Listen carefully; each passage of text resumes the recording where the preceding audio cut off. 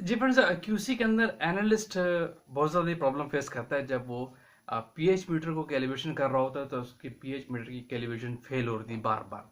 इसके पीछे क्या कॉजेज है, क्यों वो पीएच मीटर जो डिफरेंट बफर की रेंज में कर रहे होते हैं तो वो सही स्लोप की वैल्यू आपकी नहीं आ रही होती है, आपकी calibration out of the range हो जाती है, परसेंट में फेल हो जाती है। इसकी क्या वजह है, मैं आपको आज सिंपल वे में इसको बताता हूँ कि अगर आप पीएच मीटर की कैलिब्रेशन प्रॉब्लम फेस कर रहे हो तो इस रेमेडी को आप अप्लाई करें तो आपका प्रॉब्लम सॉल्व हो जाएगा।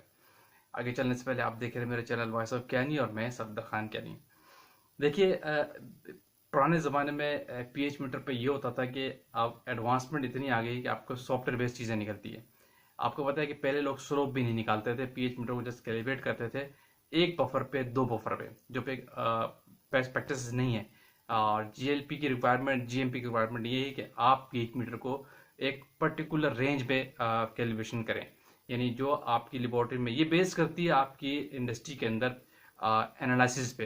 अगर आपकी एनालिसिस की रेंज ज़्यादातर ऐसी है कि आपको PS2 पे भी काम करना पड़ता है, PS7 पे भी, PS8 पे भी, 10 पे भी, तो डेफिनेटली फिर आपके पास दोनों मीडियम की बफर्स की रेंज होनी चाहिए, एसिटिक मीडियम की भी, न्यूट्रल की भी, और बेसिक मीडियम की भी। और यही बेस्ट प्रैक्टिस है। तो इसके लिए रिकमेंडेशन यही कि आपके पास PS4 का बफर होना चाहिए, और PS7 का बफर होना चाहिए, और PH9.89 हो या 10 हो, 11 भी इसके जगहों पे यूज़ किया जाता है। तो इस रेंज के 3 बफर कम से कम आपके पास होने चाहिए, और इसी रेंज में आपको पीएच मीटर को कैलकुलेट करना चाहिए।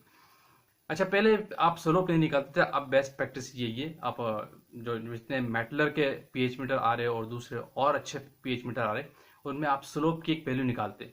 जब पीएच मीटर की कैलकुलेशन करते हैं, एक स्लोप कर्व आपके पास क्रिएट होता है, और उसकी कैलकुलेशन की एसओपी में डिफाइन होता है कि वो नॉट लेस देन 90% होना चाहिए। ठीक है, 90% से लेस नहीं होना चाहिए।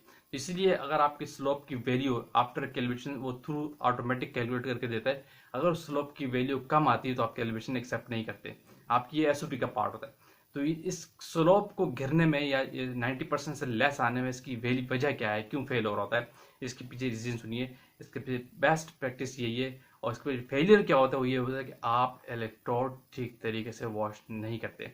याद रखिए, जब भी पीएच मीटर को कैलिब्रेशन कर रहे हो, PS4 में जा रहे हैं, तो इलेक्ट्रोड आपका प्रॉपरली लो कंडक्टिविटी वाले डिस्ट्रीब्यूटर से वॉश होना चाहिए और फिर ड्राई होना चाहिए। फिर आप उस बफर में डिप करें। ठीक है, और उसके बाद जब PS4 से आप 7 बफर में जा रहे हो, या 7 से 4 में आ रहे हो, या 4 से 10 में जा रहे हो, तो बफर उस इलेक्ट्रोड को प्रॉपरली फिर वॉश करें लो कंडक्टिविटी वाटर से, और उसको प्रॉपरली ड्राई करके डिप करना है, गीला भी डिप नहीं कर देना है। इससे भी इफेक्ट पड़ता है, वो बहुत सेंसिटिव इंस्ट्रूमेंट है, इसीलिए उसको डेली बेसिस पे कैलिब्रेशन की जाती है। जो अक्सर ऑडिटर आपसे पूछता है कि इंटरव्यू में भी आपसे पूछा जाता है कि पीएच मीटर को हम डेली बेसिस पे क्यों कैलिब्रेट करते हैं, अल्दो के अदर इंस्ट्रूमेंट आप 6 मंथ की कैलिब्रेशन दे रहे होते हैं, 3 मंथ्स की भी देते हैं, तो इसके पीछे क्या कॉजेज है। तो यही वजह है, ये मोर सेंसिटिव इंस्ट्रूमेंट है, इसीलिए इसको डेली बेसिस पे कैलिब्रेट किया जाता है बिफोर एनालिसिस।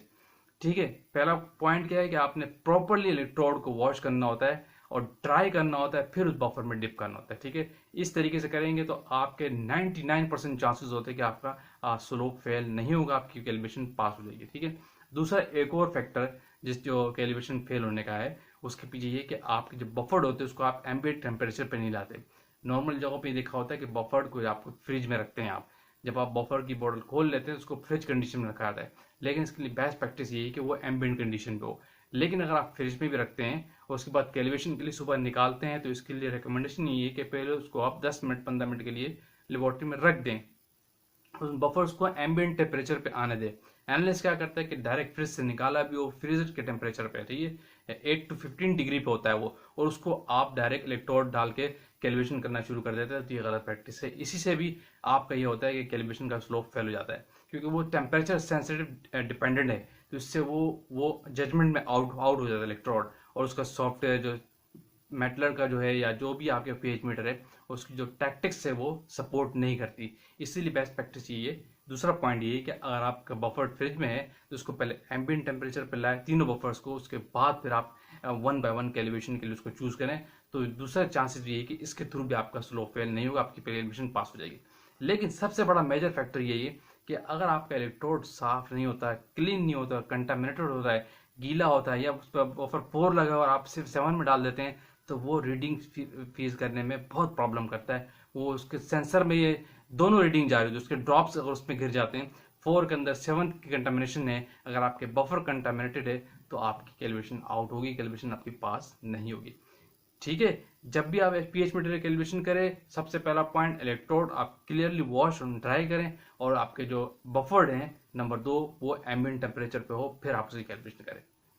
होपफुली ये प्रॉब्लम आपका सोल्व जाएगा। वीडियो को यहाँ एंड करते हैं। जो लोग चैनल पर न्यू है वो सब्सक्राइब लाजमी कीजिए ताकि इस तरह की टेक्निकल वीडियो आप तक पहुँचती रहे। Thank you for watching. अल्लाह हाफिज़।